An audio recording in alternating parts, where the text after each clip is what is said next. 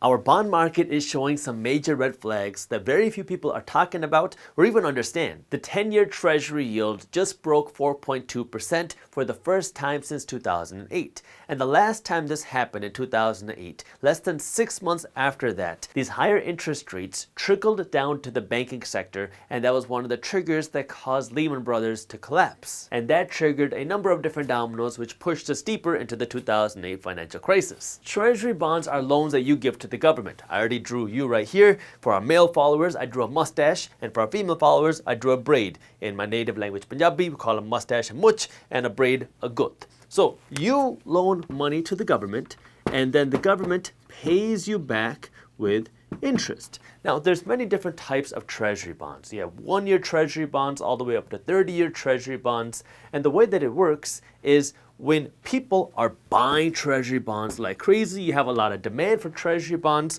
the interest that the government pays you falls because the price of treasury bonds are going up. When you have a lot of people buying, the asset goes up, and then the interest that you get goes down.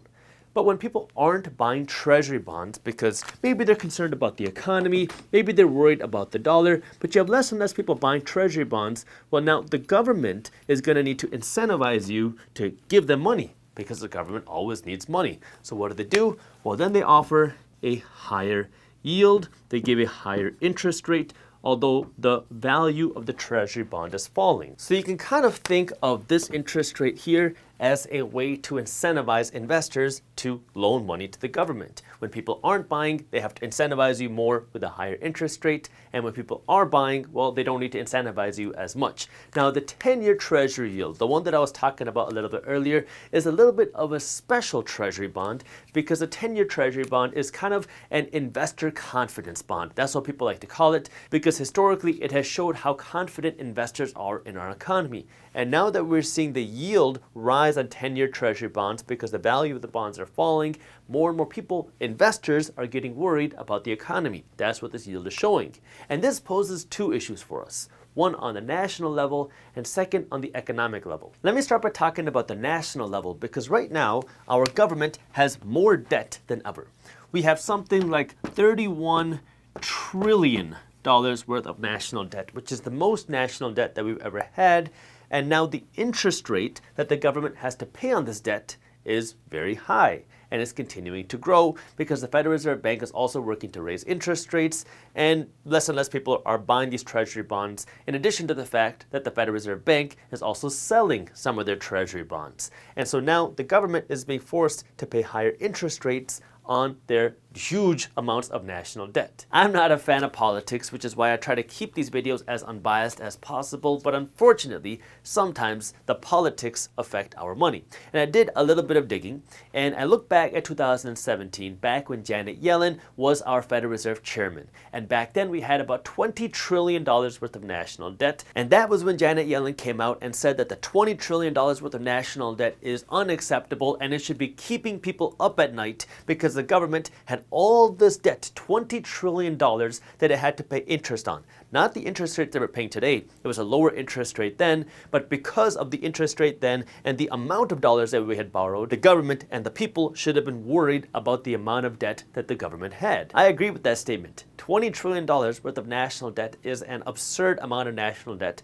and we should have lost sleep over it. Well, we didn't. Now let's fast forward from 2017 to 2021, and that same person, Janet Yellen, is no longer our chairman at the Federal Reserve Bank. Instead, she is the Treasury Secretary at the United States government, and now we don't have $20 trillion worth of national debt. We have $30 trillion worth of national debt. However, if you remember in 2021, interest rates were cut to the lowest levels ever.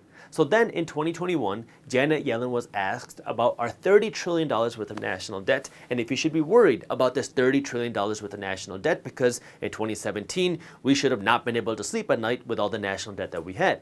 And what she said in 2021 was that it's okay that we have $30 trillion worth of national debt and actually we have room to take on even more national debt because the interest rates are so low. This is back in 21, that the interest rates are so low that paying off the debt and servicing the debt will not be a problem, so we can actually take on more debt. To put it in perspective, in 2021, the 10-year Treasury yield was between 1 to 2% depending on which month that you checked, and now in 2022, we have passed 4%, which means the cost of servicing the debt has doubled since 2021 or more than doubled since 2021, and the amount of debt that we have has also increased. So not only do we have more dollars borrowed, but now we have to pay a much higher interest rate on those dollars. Before I get into the actual cost of servicing this, if you do like to stay up to date on what's happening in our financial news, what's happening in our economy, what's happening in the stock market, the real estate market, the crypto market, and the global economy, that's why I created Market Briefs.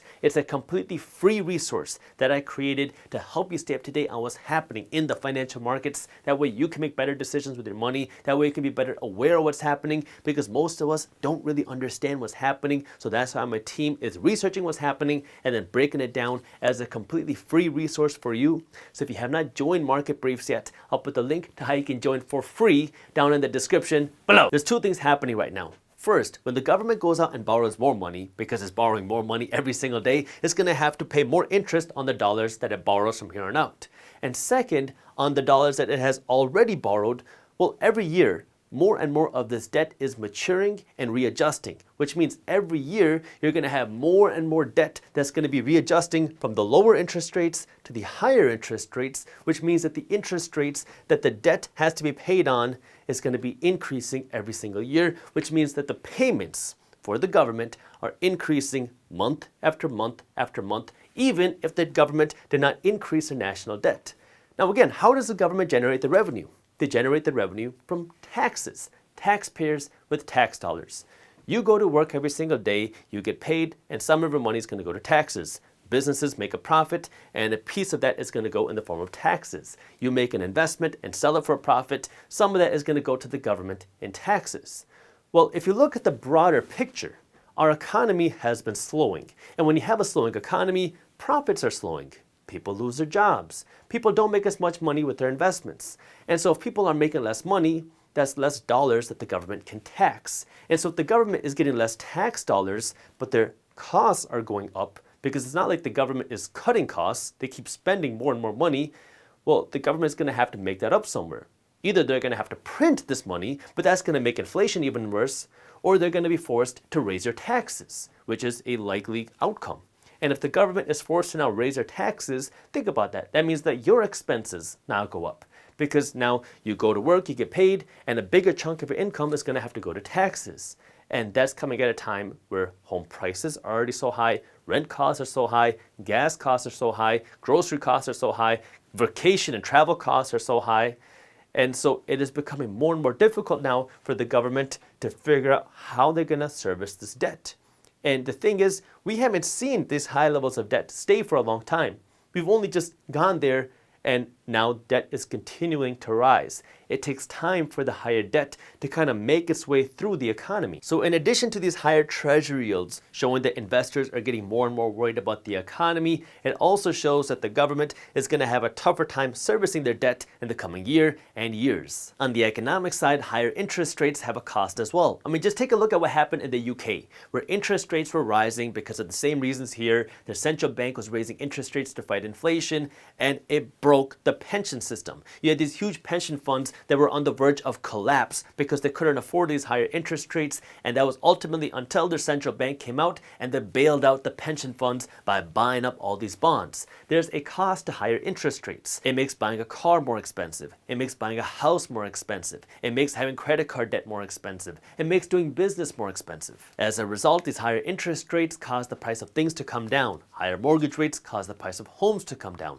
Higher interest rates cause the price of cars to come down. This is good if you want to be a buyer of these things, but it's not so good if you own these things. Because if you own a home or you own a car and you have a lot of debt on this, and then the value of your home or your car starts to go down, well, you could become underwater on your home or your car or even your business. And if that happens, and you run into some financial struggles because the economy begins to slow down, well, that's what can trigger a crash.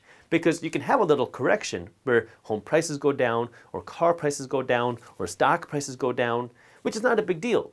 But if people are really over leveraged and now they become underwater and they cannot continue to service their debt, that's where now you can have a crash, because now people will say, I gotta get out. I'm underwater. I'm forced to sell. And this is where you can start to see more panic selling because people want to get out before they lose everything. And that's what can then trigger the next wave of forced selling, which is where the bank starts to seize your assets. They could seize your car, your home, your business, and that's what then triggers a correction into a crash. This is why more and more investors are starting to get worried about the economy as indicated by the 10-year Treasury yield because there's too much inflation out there. There's too much money out there, and pulling this money out and fighting inflation is going to have consequences. Actually, there's 4 things happening, and I'm going to diagram them here for you right now. First thing that happened was we had high inflation, which led to an economic slowdown. So we had all this money printing that happened 2020, 2021, and even before 2020, 2021. But we had all this inflation that happened, which then started to trigger an economic slowdown because people just couldn't afford to buy more things. Rent costs skyrocketed, your grocery costs skyrocketed, gas costs skyrocketed. So people just didn't have as much other money out there to go out and spend, which started slowing the economy. This triggered the second event, which is the growth in interest rates. Because now the Federal Reserve Bank started fighting this high inflation by raising interest rates, which also leads to an economic slowdown. Third, inflation is still near record highs. We've done this fight on inflation all of 2022 or most of 2022, and yet inflation really hasn't come down that much, which means that this high inflation continues to hurt the economy even more. And now, number 4, we have the global economic slowdown. We have countries around the world, from China to the UK to Canada, all starting to slow down, all starting to see their own struggles, which could kind of foreshadow or also affect our economy here in the United States. And this is where more and more investors are starting to pay attention to the things that are happening in the world, and they're starting to understand that, okay, either the Fed is going to continue their fight on inflation and it's going to push us into a deep recession, or they're going to change course and they're going to start stimulating, and that is going to give us even higher inflation. Both of which don't solve the problem, which shows that we're going to have a very painful number of years ahead, and this is where you want to be financially educated. That way you can take advantage of opportunities that come your way, because while this is kind of crazy and all this stuff going on, but it also creates opportunities for minority mindset thinkers, people who think differently, but that requires you to be financially educated and prepared. Obviously, I keep you updated on my channel and Market Briefs, my free financial newsletter. I got that link for you down in the description, but it also requires you to be prepared, which means you have some cash put aside to take advantage of opportunities that might come your way. Our economy is fueled by spending. The more money you spend, the more money somebody else makes. If you have the ability to spend more money, because $80,000 is more than $50,000, now our economy can grow quicker and it can grow bigger. But this also has the drawback where it also creates booms and busts. These types of economic and